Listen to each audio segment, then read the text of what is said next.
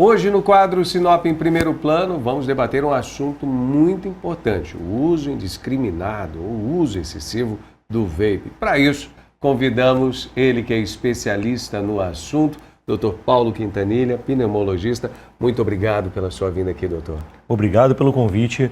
Vamos conversar e trocar um pouquinho de informação com a população. É difícil até a gente falar assim, o uso indiscriminado, porque na realidade não deveria nem se fazer o uso desse aparelho, não é isso? É proibido desde 2009 e no ano passado, por uma medida do Senado Federal, manteve-se a proibição. Comercialização, utilização, tudo no Brasil é proibido. Mas apesar disso, você compra em qualquer esquina e qualquer tabacaria. Em qualquer lugar. Livremente. E cada vez mais esse produto está ganhando espaço entre os jovens, entre os adolescentes, entre as pessoas, até mesmo quase que equivalente ao cigarro. Dizem que uma mentira, muitas vezes contada, se torna uma verdade. Então, isso aqui não é vapor d'água. Isso aqui não é só sabor. Isso aqui, o cigarro eletrônico, vape, pod e cig, tem entre 8 e 40 vezes mais nicotina do que um cigarro comum, Alessandro. Então, aquilo que causa a dependência química, aquilo que te deixa viciado, é só analisar. A pancada aqui, ela vai variar entre 8 e 40 vezes maior. Porém, ela é disfarçada de gostinho bom e de cheirinho bom. Você não percebe que está se tornando um viciado, você não percebe que está se tornando um dependente químico. Ou seja, gente, o que a gente quer dizer aqui é que o cigarro também a gente sabe que é ruim, a gente sabe que é um produto ruim, mas o vape então é muito pior, é isso, doutor? O vape, tá? A principal substância que causa câncer do cigarro comum, aqui tem numa concentração que chega a ser 15 vezes maior do que a do cigarro comum.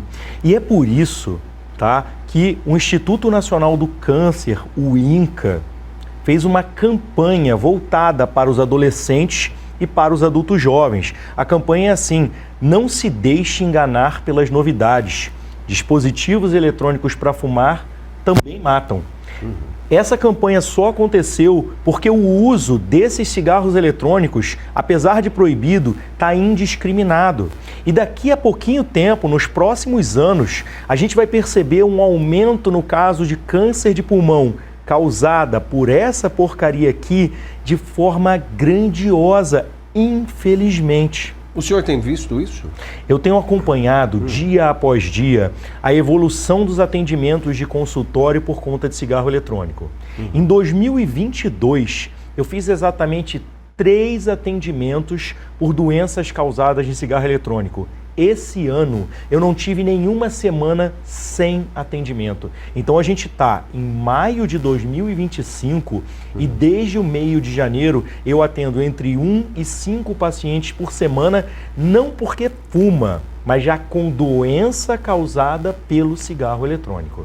Isso não para. E detalhe, gente, a gente tem visto inúmeros casos, até depoimentos de pessoas, em nível nacional, falando sobre esse problema. Mesmo assim, os números não reduzem. Os números não reduzem por conta daquilo que eu falei no começo da entrevista. É a mentira muitas vezes contada que isso aqui só tem vapor d'água e sabor. O vendedor que está vendendo um produto proibido, ele quer vender. A pessoa que já está dependente químico, ela prefere acreditar na verdade do que procurar pesquisar de verdade o que isso aqui faz mal. Mas a gente está vendo com esse aumento de casos, em especial alguns casos super famosos, né, que infelizmente não só as doenças causadas pelo cigarro comum, que essa aqui causa todas, como as doenças que são exclusivas desse aqui, como o EVALI, a bronquiolite obliterante, nossa, que nome, o pulmão de pipoca, que muita gente, inclusive cantores famosos... O Zé Neto, se não me engano. Como, por exemplo, o José Neto teve há pouquinho tempo atrás, e aí está popularizando. Eu tenho que agradecer, obviamente não o conheço, mas eu tenho que agradecer, porque depois que ele expôs o problema dele, Alessandro, muitos e muitos pacientes, jovens, adultos e inclusive idosos, me procuraram porque já entenderam que são dependentes químicos de algo que tem 8 a 40 vezes mais nicotina e estão tentando parar de fumar. Então, esses depoimentos, como o do fisiculturista, não é? Do Cariani, e como do cantor, do José Neto, de problemas pessoais e familiares, ajudam a conscientizar a população a respeito desse malefício que é o cigarro eletrônico, muito mais prejudicial de algo que já é ruim, que é o cigarro comum, o cigarro de filtro. E eles têm evoluído, né? São várias opções. Eles não só têm evoluído desse aqui, né, que tem uma quantidade de dosagens limitadas, para esse aqui, que você consegue carregar e trocar a carga, como infelizmente, atualmente, está popularizando o cigarro eletrônico de maconha, o cigarro eletrônico de cannabis. Então, como se não bastasse uma dose de nicotina muito maior do que a dose que se vê no dia a dia, agora estão colocando cannabis no cigarro eletrônico e em um cigarro exclusivo para maconha. Ou seja, tornar mais viciante ainda, dar mais essa alternativa a esse público. E como combater tudo isso, doutor? Existem estratégias. Existe o programa de controle do tabagismo que funciona tanto para o cigarro comum quanto para o cigarro eletrônico. Quando o paciente vai, por exemplo, no consultório do pneumologista, no meu consultório, a gente faz um tratamento individualizado. Então, para começar a tratar, Alessandro, eu preciso saber quais são os hábitos de vida, eu preciso saber qual é o cigarro e qual é a média, tá? Nas minhas redes sociais, no meu site, eu tenho uma calculadora de cigarro eletrônico.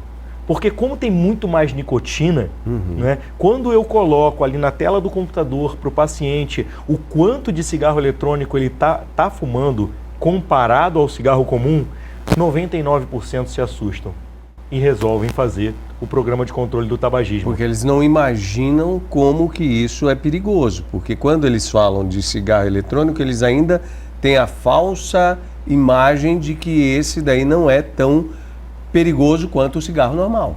No Brasil, a gente tem muita cultura do varejo, do unitário, não é? Então você pega isso aqui... Você vê um cigarro comum.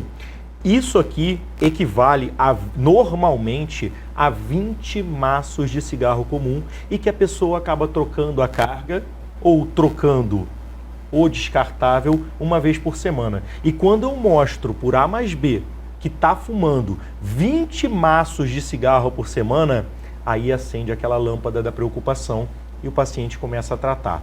E fica claro nos exames que eu faço no consultório, nas provas de função do pulmão, que prejudica muito mais do que o cigarro comum a função do pulmão.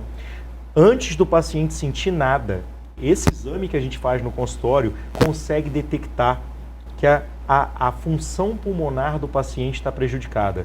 E isso aqui afeta demais, Alessandro. Pode levar à morte. Pode levar, está levando e está cada vez mais comum a morte pelo pulmão de pipoca, pela bronquiolite obliterante, pelo EVALI, que são complicações do cigarro eletrônico. Doutor, infelizmente o nosso tempo já está se esgotando, mas eu gostaria de pedir para o senhor fazer mais um alerta para a população e agradecer mais uma vez a vinda do senhor aqui no nosso programa. Obrigado pelo convite, Alessandro. Pessoal, você aí que fuma, que está fumando e que se pega numa espiral. Começou no final de semana com os amigos, agora está fumando todo dia e às vezes está fumando até escondido da sua família. Procura um profissional especializado e, se não for possível, procura uma unidade básica de saúde para que você possa fazer a sua terapia, o seu programa de controle do tabagismo. Não é vapor d'água, não tem só essência. Isso mata e mata mais do que o cigarro comum. Doutor Paulo Quintanilha, pneumologista. Doutor, Muito obrigado pela sua vinda aqui. Obrigado pelo convite.